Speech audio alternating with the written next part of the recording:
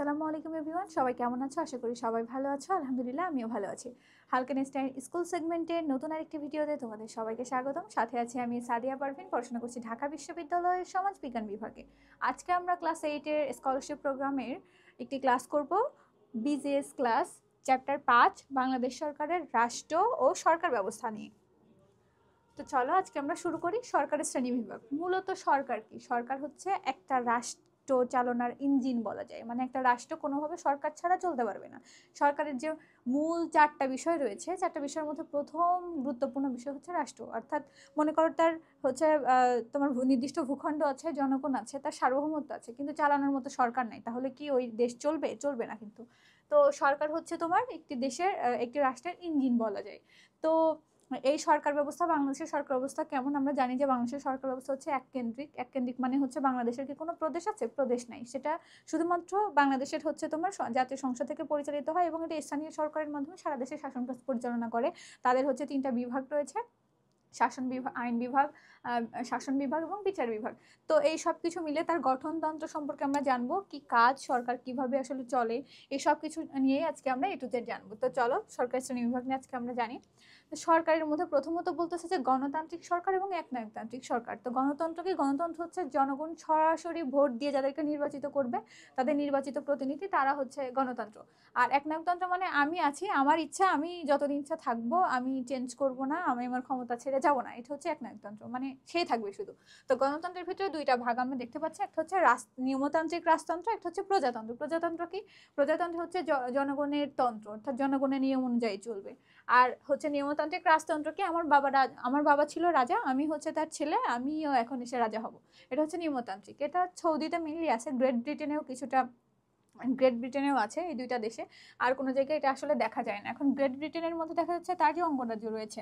এখন যদি ভারতের ক্ষেত্রে চিন্তা করতাম, তাহলে ভারতের বিভিন্ন প্রদেশ রয়েছে, প্রদেশের প্রধান আছে মুখ্যমন্ত্রী, এবং সেই মুখ্যমন্ত্রীরা মিলে একসময় প্রধানমন্ত্রী নির্বাচন করে, অর্থাৎ নরেন্দ্র মোদীকে তারা এইভাবে নির্বাচন করেছে। তো এই বিষয়টা, এটা হচ্ছে যুক্তরাষ্ট্রীয়, বুঝতে পারছো? মানে প্রদেশ ভিত্তিক একটা দেশকে বিভিন্ন ভাগ ভাগ করে এক একজনের কাছে এক একটা অংশের ক্ষমতা দিয়ে দেওয়া, যে তুমি এইটাকে শাসন করো, এবং মূল সবকিছুর পাওয়ার থাকবে একজনের হাতে। এটা হচ্ছে তোমার যুক্তরাষ্ট্রীয় বোঝায়। এবং এককেন্দ্রিক বলতে বোঝায় বাংলাদেশের মতো রাষ্ট্র যাদের একটাই সরকার ব্যবস্থা রয়েছে, বাংলাদেশ, পাকিস্তান, শ্রীলঙ্কা, এগুলো, ঠিক আছে।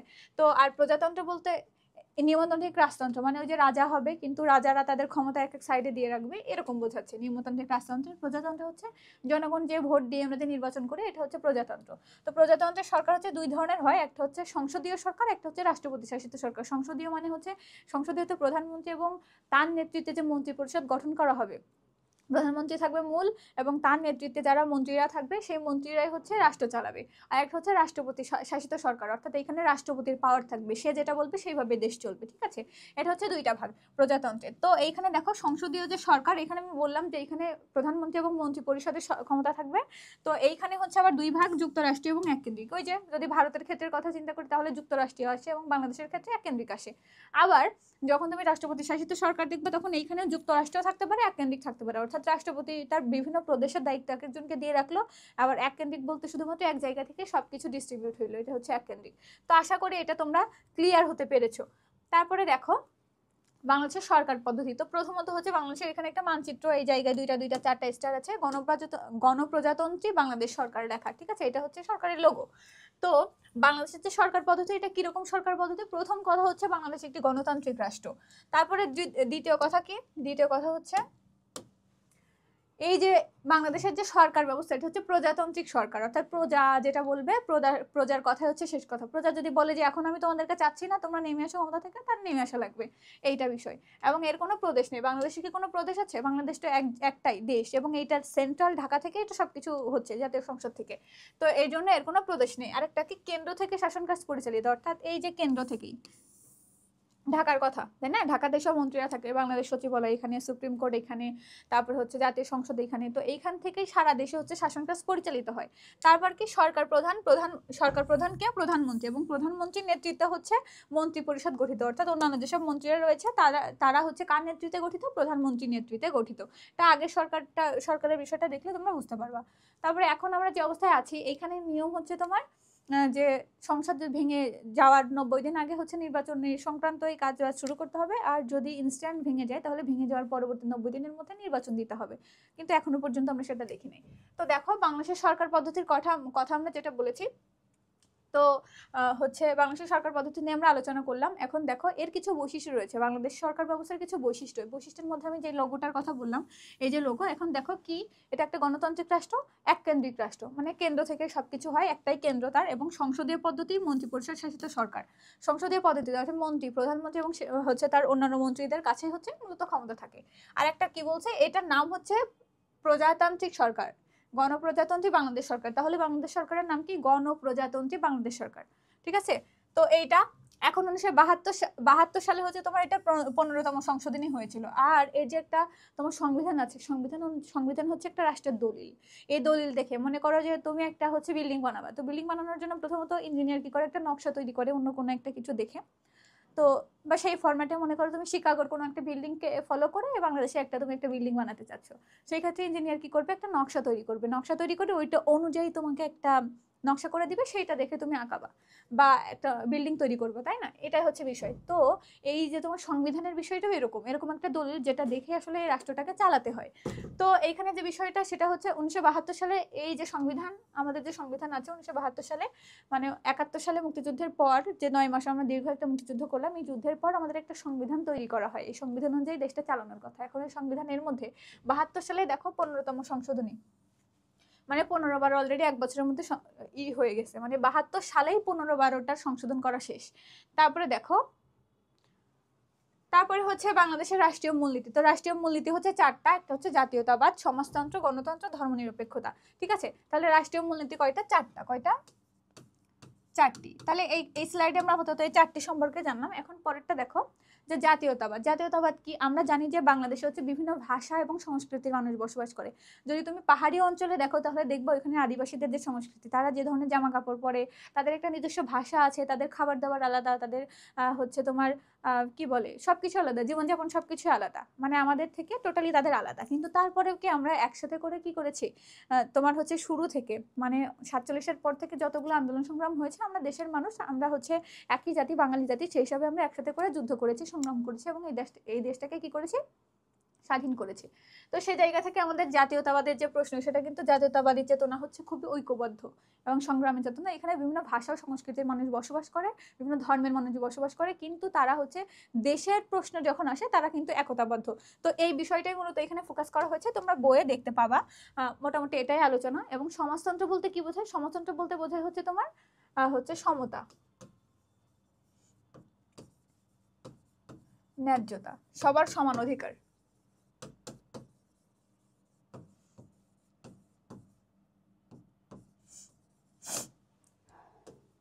নিশ্চিত করা, এটা হচ্ছে সমাজতন্ত্রের মূল লক্ষ্য। ঠিক আছে, ওকে।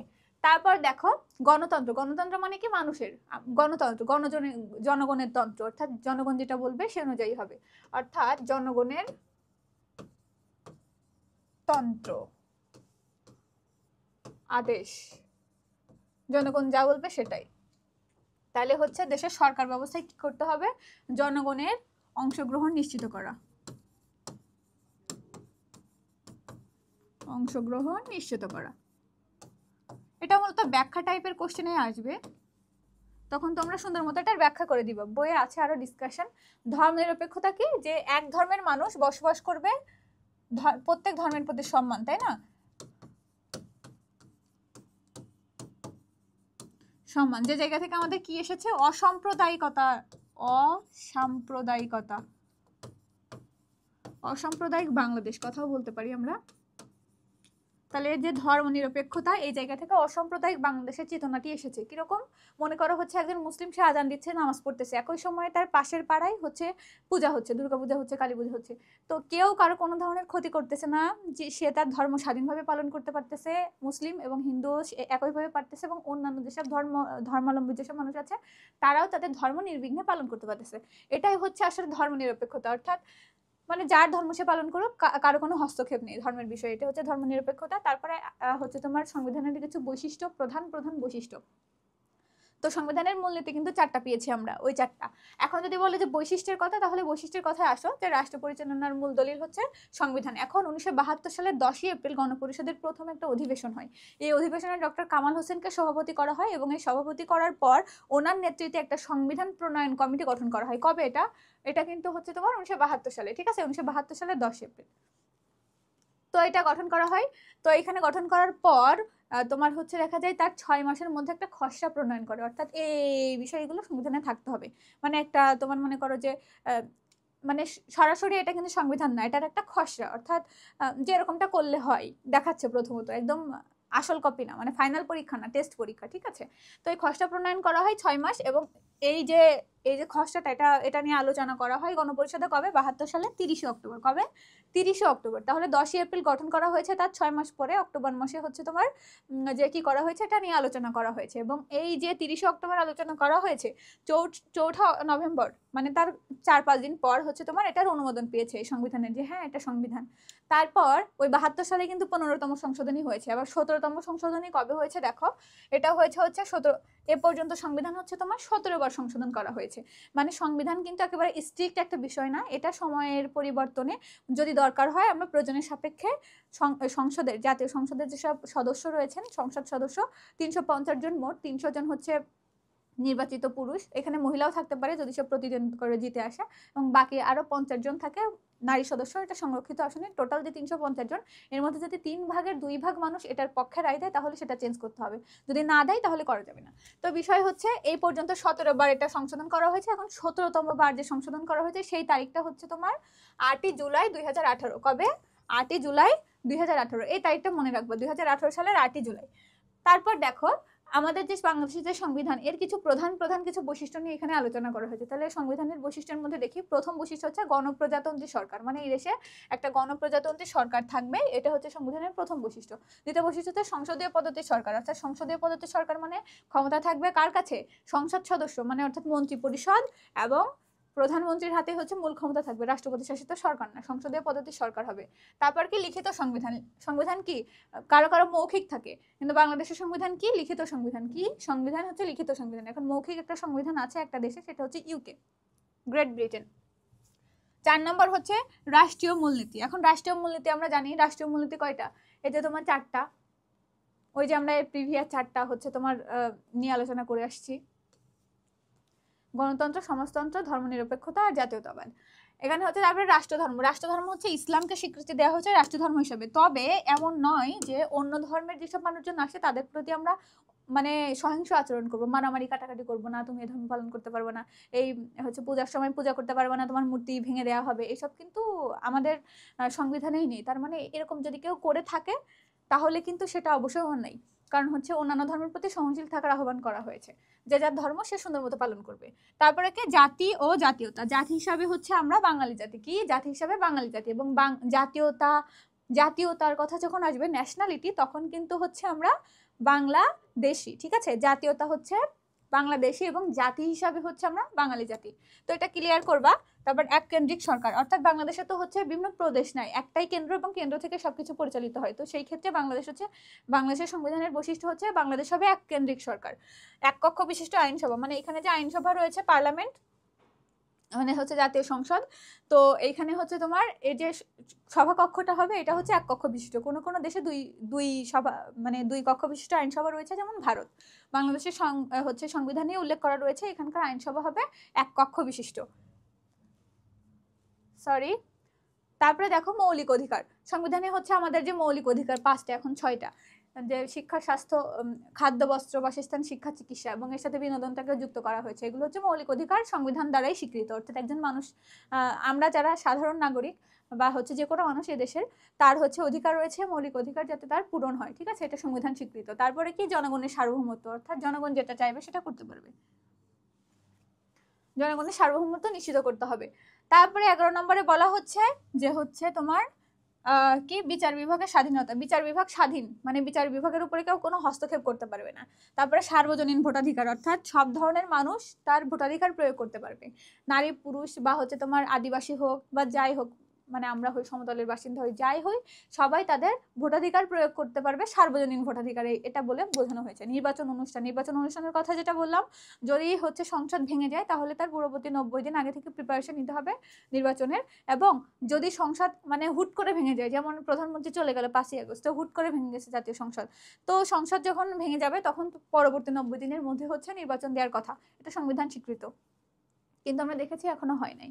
তারপরে হচ্ছে 14 নম্বর পয়েন্টে বলা হচ্ছে যে সংবিধান সংশোধন, মানে সংবিধান কোনো স্ট্রিক্ট কোনো বিষয় না, প্রয়োজনের সাপেক্ষে এই যে সংসদ সদস্যের 2/3 ভোট নিয়ে, অর্থাৎ 3 ভাগের 2 ভাগ মানুষের ভোট যদি হ্যাঁ হয় তাহলে সেই হিসাবে আমরা সংবিধানকে সংশোধন করতে পারবো। কিন্তু এরকম ভাবে সংশোধন করা যাবে না যেটা কোনো ধরনের ধারণা বা মতবাদের সাথে সাংঘর্ষিক, কারো কোনো ধরনের ক্ষতি করে, তাদের কোনো ধরনের হচ্ছে, হ্যাঁ এটা নিশ্চিত করতে হবে যে কারো কোনো ধরনের ক্ষতি হবে না। এরকম ধরনের যদি কোনো নীতি হয়, কোনো আইন প্রণয়ন করা লাগে, তাহলে সংবিধান কি করতে হবে, সংশোধন করে সেই আইনটা আবার নতুন করে সেখানে যোগ করতে হবে।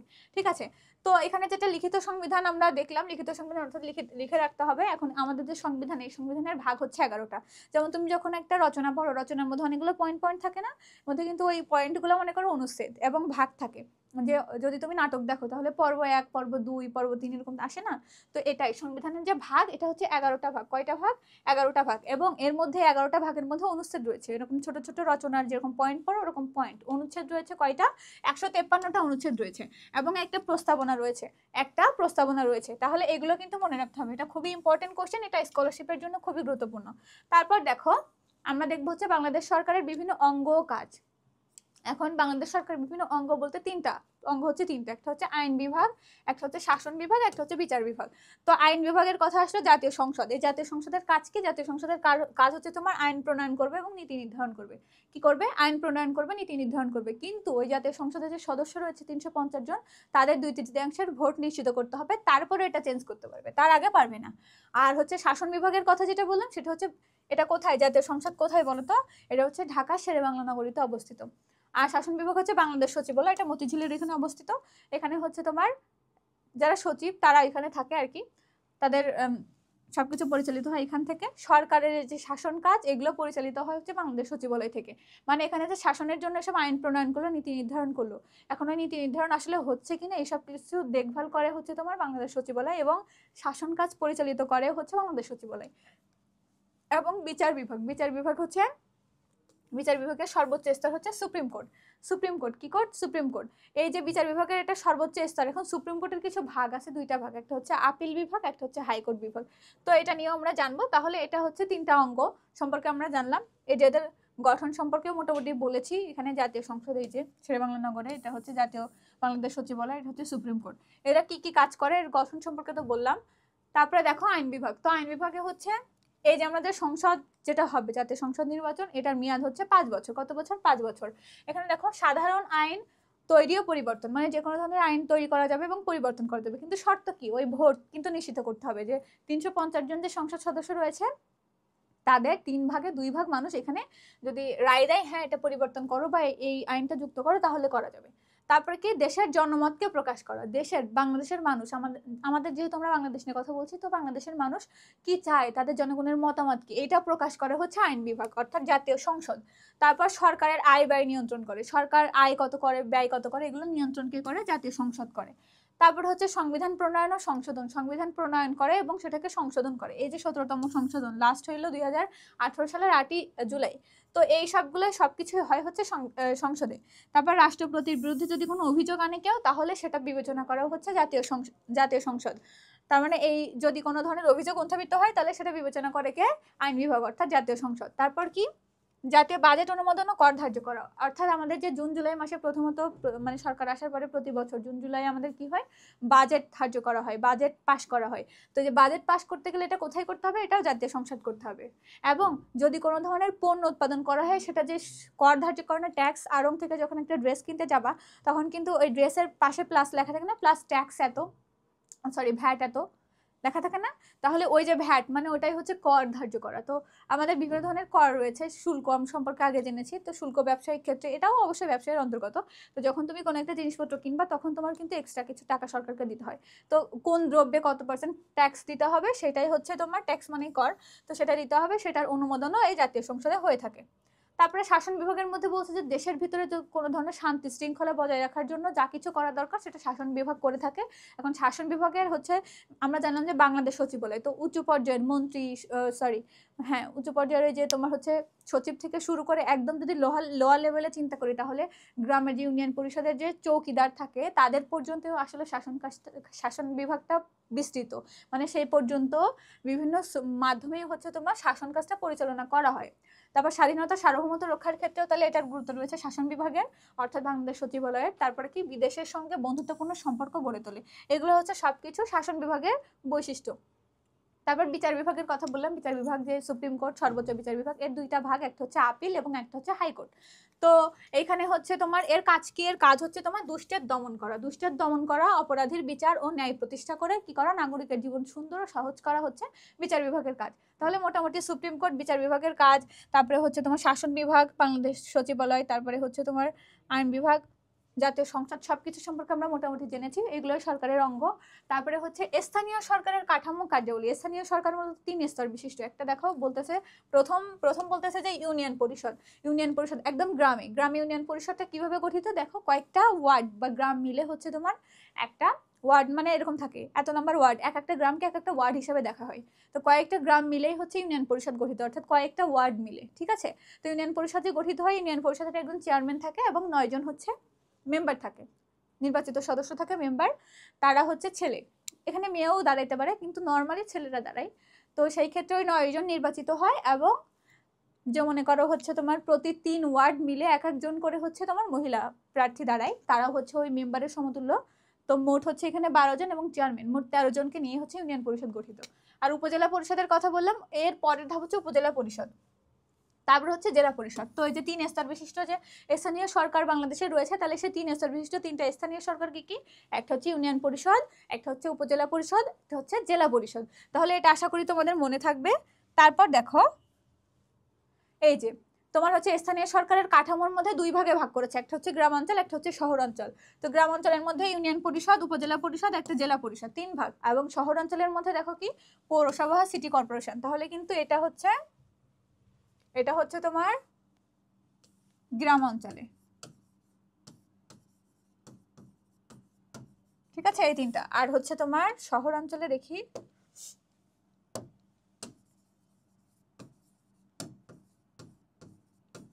শহরাঞ্চলে হচ্ছে পৌরসভা আর একটা হচ্ছে সিটি কর্পোরেশন।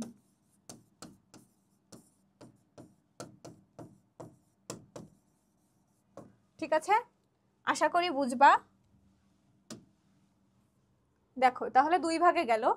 তারপরে দেখো তাহলে পৌরসভা, সিটি কর্পোরেশন এসে হচ্ছে স্থানীয় সরকারের কাঠামো। তাহলে স্থানীয় সরকারের কাঠামো বিষয়ে যদি কোনো প্রশ্ন আসে ব্রড প্রশ্ন, চেষ্টা করবা এই ছকটা এইভাবে উঠাই দিয়ে তারপরে নিচে ব্যাখ্যা লিখবা। তাহলে প্রথমত যখন তুমি ছকটা এইভাবে সুন্দর করে দিবা, টিচার কিন্তু প্রথমেই তোমার খাতা দেখে ইমপ্রেসড হয়ে যাবে। তারপর দেখো আচ্ছা, স্থানীয় সরকারের গঠন, এই যে ইউনিয়ন, উপজেলা এবং জেলা, আর হচ্ছে তোমার এটা গ্রাম অঞ্চল, আর শহর অঞ্চল হচ্ছে সিটি কর্পোরেশন, পৌরসভা, সিটি কর্পোরেশন, তাই না? এই বিষয়টা তো আমরা আগে দেখেছি। এখন দেখো ইউনিয়ন পরিষদ, এখন ইউনিয়ন পরিষদের সংখ্যা কত, এটা খুবই গুরুত্বপূর্ণ, এটা তোমাদের স্কলারশিপ কোশ্চেনের জন্য। তো দেখো 4578টি ইউনিয়ন পরিষদ রয়েছে। কতটি? বাংলাদেশে 4578টি। কতটি? 4578টি। এবং এইখানে হচ্ছে এই যে ইউনিয়ন পরিষদটা গঠিত, এটা বললাম যে কয়েকটা গ্রাম নিয়ে গঠিত, বললাম যে এক একটা গ্রামকে এক একটা ওয়ার্ড বলা হয় এবং কয়েকটা ওয়ার্ড মিলে একটি ইউনিয়ন পরিষদ, অর্থাৎ কয়েকটা গ্রাম নিয়ে একটা ইউনিয়ন পরিষদ গঠিত। তারপরে এখানে থাকে হচ্ছে একজন চেয়ারম্যান থাকে, 9টি ওয়ার্ড থেকে 9 জন সদস্য থাকে এবং সংরক্ষিত 3 জন মহিলা সদস্য নিয়ে মোট হচ্ছে তোমার 13 জন, তাই না?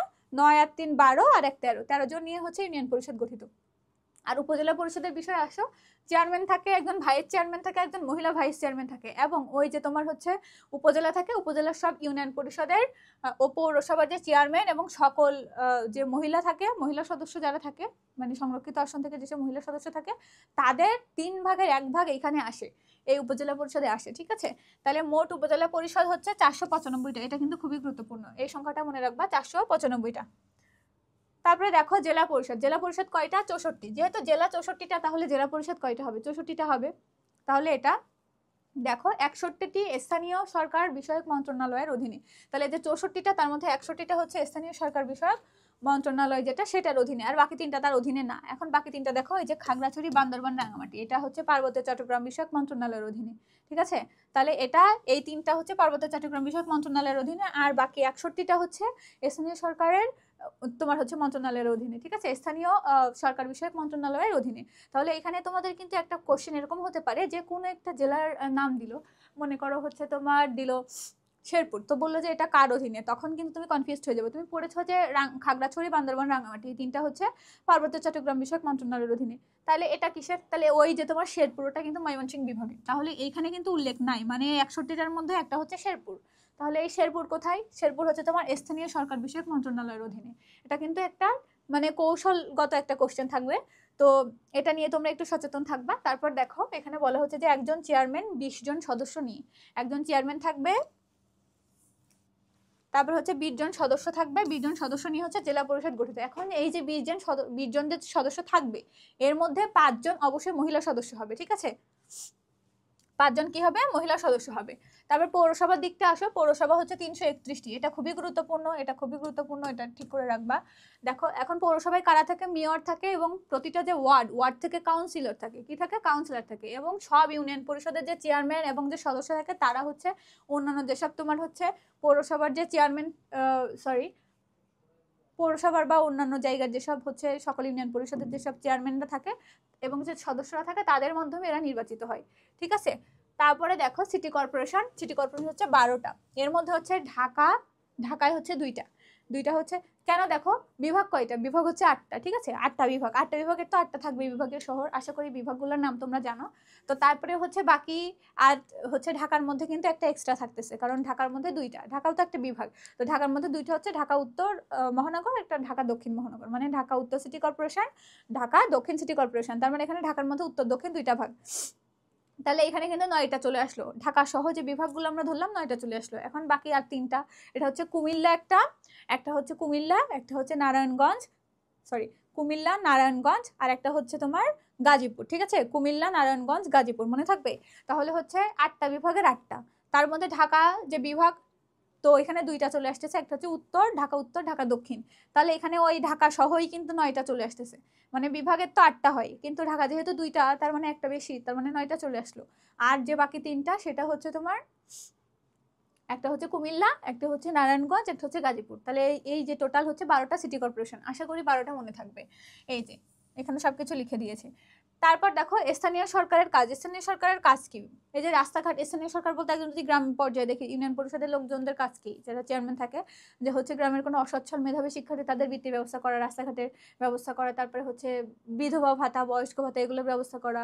তারপরে হচ্ছে তোমার গ্রামে হচ্ছে যেসব অদক্ষ বা স্বল্প দক্ষ যেসব মানুষজন আছে তাদেরকে হচ্ছে প্রশিক্ষণের আওতায় নিয়ে আসা। তারপরে হচ্ছে কেউ অভুক্ত আছে কিনা, তাদের হচ্ছে ওই যে খাদ্যের বিনিময়ে কাজ, কাজের বিনিময়ে খাদ্য, সরি, কাভিখা, এইসব প্রজেক্টের আওতায় নিয়ে আসা। তারপরে গ্রামে কোনো ধরনের যদি কোনো সালিশ করার দরকার হয় তাহলে সেগুলো করা, মানে মীমাংসা করা। তারপরে হচ্ছে স্থানীয় পর্যায়ে শান্তি শৃঙ্খলা রক্ষা করা, সবকিছুই কিন্তু ইউনিয়ন পরিষদের কাজ।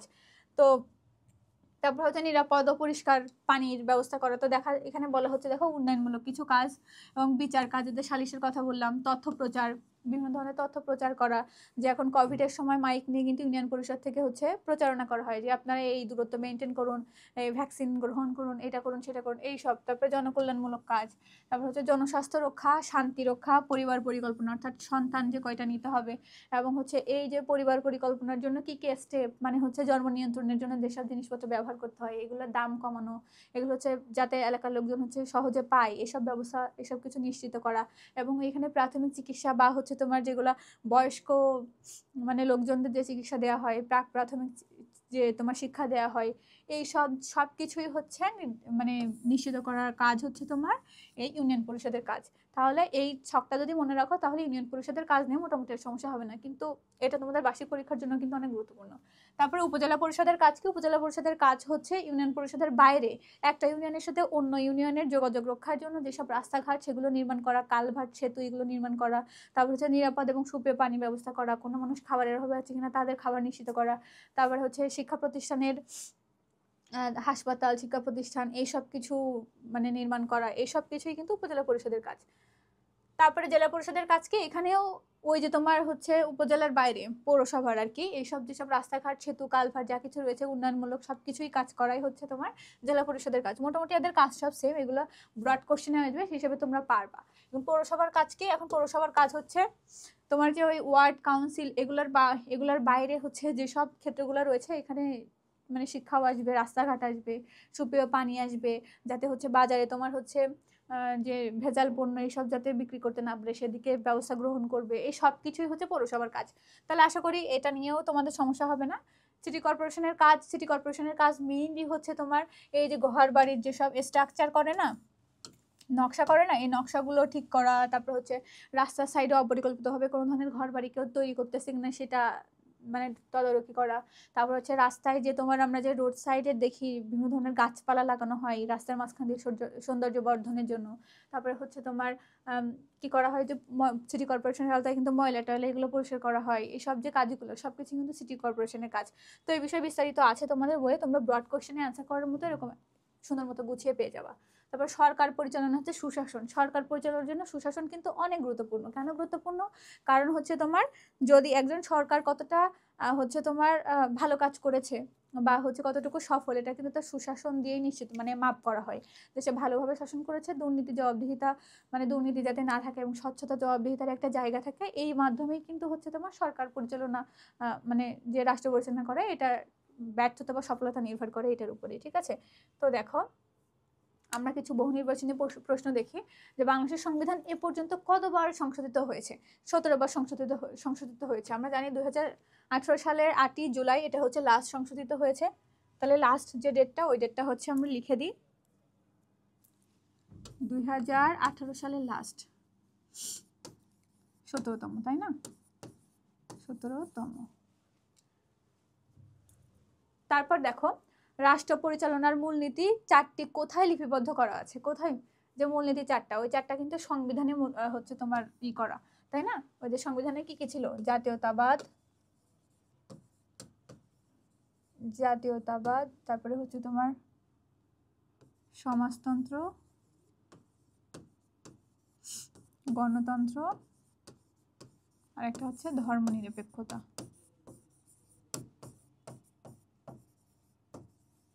ঠিক আছে, তাহলে সংবিধানের যে 4টা মূলনীতি ছিল এই 4টা মূলনীতি কোথায় ছিল? সংবিধানে ছিল না? তাহলে সংবিধান কিন্তু কার্যকর হয়েছে কবে দেখো তো? 1972 সালের 4 নভেম্বর সংবিধান কার্যকর। এই ডেটটা কিন্তু মনে রাখবা, এটা কিন্তু অনেক গুরুত্বপূর্ণ। তারপর দেখো মিসেস তাসলিমা জাতীয় সংসদের একজন সদস্য, কিন্তু তিনি সংসদ নির্বাচনের সময় 300 আসনের কোনোটিতেই প্রার্থী ছিলেন না। তিনি একজন নির্বাচিত সদস্য হিসেবে জাতীয় সংসদের অধিবেশনে সরাসরি সরকারি চাকরির ক্ষেত্রে নারীর কোটা বৃদ্ধি বিল উত্থাপন করেন। কাদের ভোটে মিসেস তাসলিমা সংসদ সদস্য নির্বাচিত হয়েছেন? তিনি কিন্তু জনগণের সরাসরি ভোটে নির্বাচিত হননি, তাহলে কার হয়েছেন? সংসদ সদস্যদের ভোটে নির্বাচিত হয়েছেন। ঠিক আছে, তারপর দেখো মিসেস তাসলিমা জাতীয় সংসদের একই উদ্দীপক একই প্রশ্ন। দেখো মিসেস তাসলিমাকে জাতীয় সংসদ সদস্য হিসাবে নির্বাচনের কারণ কি? মহিলাদের প্রতিনিধিত্ব বৃদ্ধি করা, সংসদের সদস্য সংখ্যা বাড়ানো, নারীর স্বার্থ সংরক্ষণ করা। এই যে নারীর স্বার্থ সংরক্ষণ করা, সংসদের সদস্য সংখ্যার তো একটা লিমিটেশন আছে। সংসদের সদস্য সংখ্যা বাড়ানো কিন্তু একটা কাজ, কেননা 300 জন নির্বাচিত হয়ে এসেছে, বাকি 50 জন কিন্তু আসে নাই, কিন্তু মোট সদস্য হবে কত? 350। তো সেই ক্ষেত্রে সবগুলাই কিন্তু উত্তর, তাই না? তারপর দেখো গোলাম কুদ্দুস সাহেব হাটহাজারী উপজেলার রহিমপুর গ্রামের একজন বাসিন্দা। তিনি 2015 সালে একটি স্থানীয় সরকারের চেয়ারম্যান নির্বাচিত হন। তিনি এলাকাবাসীর বিশুদ্ধ পানির সমস্যা দূর করার জন্য তার এলাকায় 5টি নলকূপ স্থাপন করে, রাস্তাঘাট সংস্কার ও নির্মাণ করে, মেধাবী শিক্ষার্থীদের বৃত্তি প্রদানের ব্যবস্থা করেন। ইতিমধ্যেই তিনি তার এলাকায় একজন জনপ্রিয় ব্যক্তিত্ব সম্পন্ন মানুষ হিসেবে পরিচিতি পেয়েছেন। তার মানে ওই যে স্থানীয় সরকার যেসব কাজগুলো তাদের দরকার, যে সালিসির বিষয়টা কিন্তু আছে, যে ছক করে যেটা দিয়েছিলাম। তো দেখো বাংলাদেশের জেলা পরিষদের সংখ্যা কত? জেলা কয়টা? 64টা না? তাহলে জেলা পরিষদের সংখ্যা হচ্ছে 64। সহজ হিসাব। 61টা হচ্ছে তোমার স্থানীয় সরকার বিষয়ক মন্ত্রণালয়ের অধীনে, এবং বাকি রাঙ্গামাটি, বান্দরবান, খাগড়াছড়ি এই 3টা হচ্ছে পার্বত্য চট্টগ্রাম বিষয়ক মন্ত্রণালয়ের অধীনে। আশা করি মনে থাকবে। জনগণ সকল ক্ষমতার উৎস মানে কি? জনগণ সকল ক্ষমতার উৎস অর্থ কি? মানে জনগণের কথাই শেষ কথা, জনগণ সরকার নির্বাচন করে, জনগণ যদি চায় তাহলে যে কোনো সময় সরকারের পতন হতে পারে, অর্থাৎ জনগণই সকল ক্ষমতার উৎস। মানে এই যে ব্যাখ্যাটা ভিতর থেকে সুন্দর মতো এইভাবে দিয়ে দিবা, খুবই শর্ট করে। তারপর দেখো গোলাম কুদ্দুস সাহেব কোন ধরনের স্থানীয় সরকারের চেয়ারম্যান নির্বাচিত হয়েছেন? কোন ধরনের স্থানীয় সরকার, গ্রাম অঞ্চল নাকি শহর অঞ্চল বলো তো? কারণ উনি চেয়ারম্যান নির্বাচিত হয়েছে, তাহলে কিন্তু ইনি গ্রাম অঞ্চল, কারণ এই যে নলকূপ স্থাপন, রাস্তাঘাট সংস্কার, মেধাবী শিক্ষার্থীদের বৃত্তি প্রদান, এগুলো কিন্তু হচ্ছে তোমার স্থানীয় পর্যায়ের গ্রাম অঞ্চলে, তাই না? ওটা কিন্তু দুই ভাগ ছিল, গ্রাম অঞ্চল আর শহর অঞ্চল। তাহলে গ্রাম অঞ্চলের যে এবার তারপরে যে ব্যাখ্যাটা স্থানীয় সরকারের যে তোমার হচ্ছে এরকম করে যে ছক করে এইভাবে করে সবগুলো কাজ তীর চিহ্ন দিয়ে দিয়ে এভাবে করে ব্যাখ্যা করে দিবে। এখানে একটা করে ছোট ছোট গোল দিবা বা 4 কোণা চিহ্ন ইউজ করতে পারো, এইভাবে করে এর মধ্যে পয়েন্টগুলো লিখবা, লিখে তারপরে নিচে আর একটু ব্যাখ্যা দিবা। দিলে ব্যাখ্যা দিবা বলতে এভাবে লিখবা যে উদ্দীপকে গোলাম কুদ্দুস সাহেব এই কাজগুলো করেছেন, অতএব গোলাম কুদ্দুস সাহেব এই ধরনের স্থানীয় সরকারের চেয়ারম্যান নির্বাচিত হয়েছেন। অর্থাৎ ইনি কোন ধরনের হয়েছিলেন? গ্রাম অঞ্চলের না, কোন ধরনের? ইনি গ্রাম অঞ্চলের স্থানীয় সরকারের চেয়ারম্যান। তো এটা আমরা এইভাবে করে সুন্দর করে লিখে দিব। তারপর দেখো কুদ্দুস সাহেবকে চেয়ারম্যান হিসেবে উল্লেখিত দায়িত্ব ছাড়াও আরো অনেক দায়িত্ব পালন করতে হয়, বক্তব্যটির যথার্থতা নিরূপণ করো। ওই যে তোমার হচ্ছে কি বলে সালিশ টালিশ, এই বিষয়গুলো তাকে হ্যান্ডেল করতে হয় না, আরো অনেক কাজ আছে একজন চেয়ারম্যানের। তো সেই বিষয়গুলো কিন্তু ওইখানে মোটামুটি হচ্ছে নিশ্চিত করা হয়েছে। মানে যদি তোমরা মানে টেক্সট বুক পড়ো, এটা টেক্সট বুক পড়লে ডিটেলস হচ্ছে তোমরা এখানে পেয়ে যাবা। এখানে মূলত হচ্ছে সুন্দর করে একদম সরাসরি পেয়ে যাবা যে স্থানীয় সরকার আসলে তোমাদের স্থানীয় সরকারটা আসাই বেশি মানে হচ্ছে মনে হচ্ছে যে এটাই আসতে পারে যদি মানে ব্রড কোশ্চেনে আসে। তো সেই ক্ষেত্রে হচ্ছে তোমাদের যে ছকটা দিয়েছে আগে স্লাইডে, ওই ছকটা এবং বই থেকে তোমরা সুন্দর মতো এই সব কিছু পেয়ে যাবা রিডিং। তো এটা আসলে মেইন বিষয় না বা ভয় পাওয়ার মতো কোনো বিষয় না। এটা হচ্ছে তোমার স্কলারশিপ প্রোগ্রামে আসলে আসবে কিনা আমি নিশ্চিত না, তবে আসতে পারে। আর আগের যে ক্লাসটা নিয়েছি 4th অধ্যায়ের, এটা অনেক গুরুত্বপূর্ণ। জিডিপি জিএনপি এই বিষয়টাও গুরুত্ব দিয়ে অবশ্যই পড়বা, কারণ সামনে তোমাদের ফাইনাল এক্সাম। তো ফাইনাল এক্সামে কিন্তু এই টাইপের কোশ্চেন আসতে পারে, সবগুলাই কিন্তু কঠিন আসবে এরকম না, সহজ প্রশ্নও আসবে। তো সেই ক্ষেত্রে হচ্ছে তোমরা এটার ব্যাখ্যাটা সুন্দর মতো পড়বা। আর আমি কিন্তু বলেছি যে বানানের ক্ষেত্রে খুবই সতর্কতা অবলম্বন করবা, কাটাছেড়া করবা না, পরিষ্কার করে লিখবা। এবং অনেক বেশি লিখতে হবে না, স্কলারশিপ প্রোগ্রাম অনেক বেশি লিখতে হবে না, তোমার হচ্ছে এক্সামে বেশি লিখতে হবে না, কিন্তু যতটুকু লিখবা একদম গোছালো লেখা থাকবে, বানান ভুল থাকবে না, কাটাকাটি থাকবে না, এরকম থাকবে না। তাহলে সুন্দর করে যদি করো ইনশাল্লাহ তোমরা ভালো কিছু করবা। দেখা হবে তোমাদের সাথে আবার নতুন কোনো ভিডিওতে। সবাই ভালো থাকো, সুস্থ থাকো, আল্লাহ হাফেজ।